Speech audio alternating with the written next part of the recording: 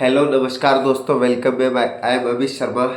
GST में जो बदलाव किए गए हैं उसके बारे में आज मैं आपको बता रहा हूँ।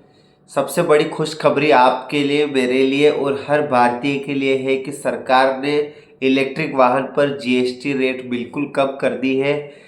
21 दिसंबर 2024 को 55वीं जो काउंसलिंग जीएसटी की बैठक हुई, जो कि जैसलमेर राजस्थान में हुई, उसमें ये निर्णय लिया गया कि इलेक्ट्रिक वाहन को और ज़्यादा प्रमोट किया जाएगा। इलेक्ट्रिक वाहनों को और ज़्यादा चलाने के लिए लोगों को जागरूक किया जाएगा। इलेक्ट्रिक वाहन लोग ज़्यादा से ज़्यादा खरीदें ताकि पेट्रोल डीजल की खपत कम हो और जो हमारा फिजिकल डेफिशिएट है वो कम हो। इसके ऊपर मैंने पहले वीडियो बनाया है, आप जाके ज़रूर देखिए।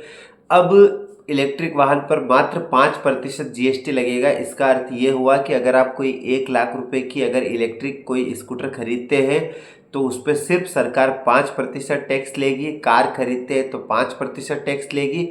अगर पहले बाकी जो लग्जरी गाड़ियां हैं, जो आप बड़ी बड़ी लग्जरी कारें खरीदते हैं, जैसे किया सोनेट हो गई, सेल्टोस हो गई, या जैसे और भी महंगी महंगी कारें, उन पर सरकार का 28% जीएसटी होता है। प्लस उसके अलावा सरकार और भी चार्जेस लेती है।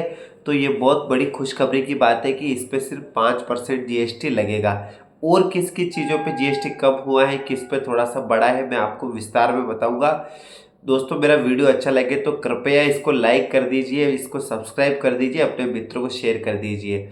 अब जैसे मान लीजिए कि ये मैंने आपको बताया, इसका जो हेड है, इसको जो लीड करते हैं वो श्री निर्मला सीतारमण जी करते हैं, जो हमारे देश के वित्त मंत्री है। एवं इसकी मीटिंग के अंदर सभी राज्यों के जो वित्त मंत्री है वह सभी राज्यों के वित्त मंत्री इसमें शामिल होते हैं। अब देखो, कोई भी अगर डिसीजन लेना हो, जैसे 5% इलेक्ट्रिक वाहन पे 5% गवर्नमेंट ने कर दिया, तो इसके लिए क्या है कि सभी मेंबरों में से 50% मेंबर का सबसे पहले वहां पर उपस्थित होना जरूरी है। दूसरा ये कि कम से कम 2/3 बहुमत से ये चीज सबकी रजामंदी होनी चाहिए, पास होना चाहिए, तब जाके कोई अमेंडमेंट इसमें हो पाता है।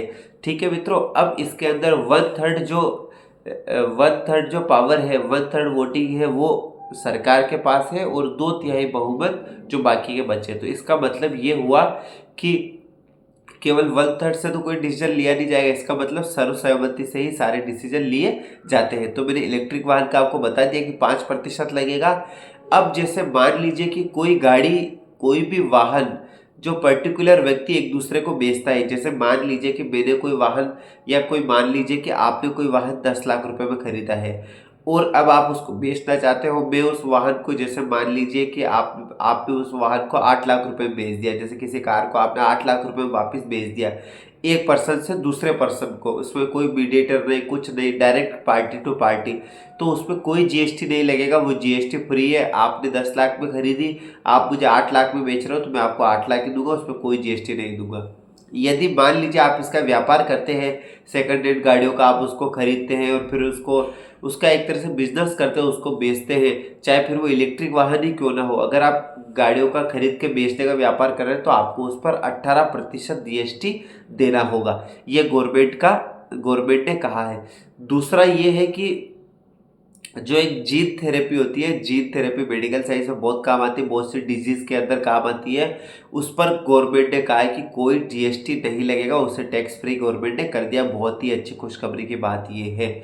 दूसरा ये कि जो ब्रिक्स, जो फ्लाई ऐश की जो ब्रिक्स आती है, जो जो दूसरी ईंटों वाली जो ब्रिक्स है, उसको हटाकर जो फ्लाई ऐश वाली जो ब्रिक्स, जिसमें 50% फ्लाई ऐश होता है, उस वाली ये ब्रिक्स पर गवर्नमेंट ने 12% जीएसटी कर दिया है। ठीक है मित्रों, अब और भी बहुत सारी चीज़ें हैं, जैसे कि मान लीजिए कि आप जो फ़ोन पे, गूगल पे यूज़ करते हैं, इसके ऊपर जीएसटी, कोई जीएसटी सरकार की तरफ से नहीं लगेगा। एक जो दूसरा ये है कि विपक्ष के द्वारा ये मुद्दा उठाया जा रहा है, या कांग्रेस के द्वारा या दूसरों के द्वारा, कि जो बैंक, जैसे मान लीजिए आपने कोई लोन लिया है और लोन लेने के बाद आप उसकी पहले आप उसकी किस्त नहीं भर पाए हैं, जब आप उसकी किस्त नहीं भर पाए हैं तो जो गवर्नमेंट आपके ऊपर पेनल्टी लगाएगी, तो पहले बैंक आपके ऊपर जो पेनल्टी लगाएगी, तो गवर्नमेंट क्या करती थी, जो पेनल्टी लगती थी, जैसे मान लो आप किस्त नहीं भर पाए, गवर्नमेंट ने आपके ऊपर 5,000 की पेनल्टी लगाई, तो अब गवर्नमेंट क्या करती थी, उस 5,000 की पेनल्टी पर भी जीएसटी लेती थी। तो सरकार ने अब वो जीएसटी हटा दी है पेनल्टी पर, अब केवल आपको जो पेनल्टी है वही देनी पड़ेगी, उसको टैक्स फ्री गवर्नमेंट ने कर दिया है। ये अमेंडमेंट गवर्नमेंट ने किए हैं। और जैसे कि हेल्थ इंश्योरेंस, आपका लाइफ इंश्योरेंस है, इस पर अभी वर्तमान में 18% जीएसटी लगता है। कितना? 18%।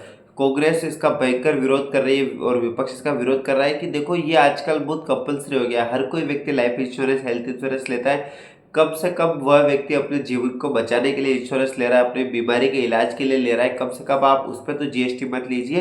तो गवर्नमेंट ने अभी इस पर कोई डिसीजन नहीं लिया है, गवर्नमेंट इस पर विचार कर रही है कि हाँ इस पर आगे क्या करना है, देखते हैं आगे क्या होता है। एक कंपेंसेशन सेस, एक होता है,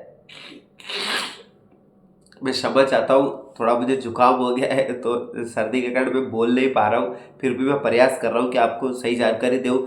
तो जो कंपेंसेशन सेस होता है वो क्या होता है कि गवर्नमेंट ने शुरू में 5 सालों के लिए लगाया था कि किसी भी राज्य को कंपेंसेशन दिया जाएगा। कंपेंसेशन का मतलब ये है कि मान लीजिए किसी को जीएसटी का कलेक्शन पूरा नहीं हो पा रहा है और वो घाटे में जा रहा है, तो उसको सरकार की तरफ से कंपेंसेशन दिया जाएगा, कंपेंसेशन सेस दिया जाएगा। तो अब वो 5 सालों तक था, लेकिन अब उसको आगे बढ़ाना है नहीं बढ़ाना, उस पर अभी गवर्नमेंट ने कोई विचार नहीं किया है, उसको अभी ठंडे बस्ते में रख दिया है। एक जो एविएटर जो फ्यूल है, नेचुरल गैस है, पेट्रोल, डीजल, क्रूड ऑयल, ये 5 चीज़ें ऐसी है जिन पर गवर्नमेंट जीएसटी नहीं लगाती है। इस पर गवर्नमेंट, सेंट्रल गवर्नमेंट अपनी एक्साइज ड्यूटी लगाती है और स्टेट गवर्नमेंट अपनी वेट लगाती है। ये सभी राज्य अपने अपने आधार पर वेट लगाते हैं। जिसको ज़्यादा पैसा चाहिए, ज़्यादा पैसा कमाना है, वो ज़्यादा वेट लगाती है, जिसको कम पैसा कमाना है वो कम वेट लगाती है। जैसे मैं कुछ राज्यों को उदाहरण देता हूँ, जैसे राजस्थान है, राजस्थान में अभी वेट बहुत ज़्यादा लग रहा है पेट्रोल डीजल पर, तो उसकी कीमत अभी 104 रुपये के आसपास है, 104 रुपये कुछ है।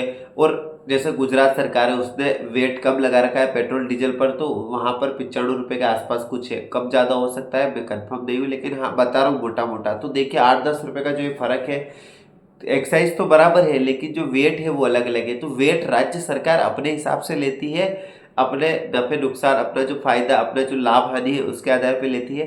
तो ये जो गवर्नमेंट ने कुछ डिसीजन लिए, एक पॉपकॉर्न का बहुत अभी थोड़ा मीम बन रहे हैं, पॉपकॉर्न बहुत ज़्यादा सोशल मीडिया पर हो रहा है। पॉपकॉर्न का गवर्नमेंट ने क्या किया, पॉपकॉर्न का ये सिस्टम किया कि आप सिनेमा थिएटर में जाते होंगे, आपको पॉपकॉर्न बहुत देखने को मिलते होंगे, वहाँ पर पॉपकॉर्न ही चलते हैं। तो पॉपकॉर्न का गवर्नमेंट ने ये किया कि जो सॉल्टेड पॉपकॉर्न आते हैं, सिंपल वाले जो नॉर्मल सॉल्टेड आते हैं, उन पर सिर्फ 5% का जीएसटी लगाया है। जो पैक्ड पॉपकॉर्न आते हैं, पैक डिब्बाबंद पैक आते हैं, उस पर गवर्नमेंट ने 12% लगा दिया है।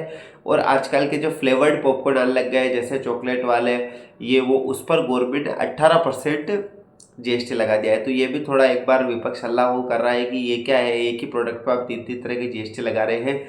तो ये सब गवर्नमेंट ने किया है, देखते हैं अब आगे क्या होता है। आगे की जो जीएसटी की काउंटिंग की जो काउंसिलिंग की जो बैठक होती है, उसमें और गवर्नमेंट क्या डिसीजन लेती है। लेकिन हाँ, ईवी के लिए, सबके लिए खुशखबरी है। और आपके लिए मैं अपडेटेड वीडियो लाता रहूँगा, देखते रहने के लिए आपका बहुत बहुत धन्यवाद। नमस्कार।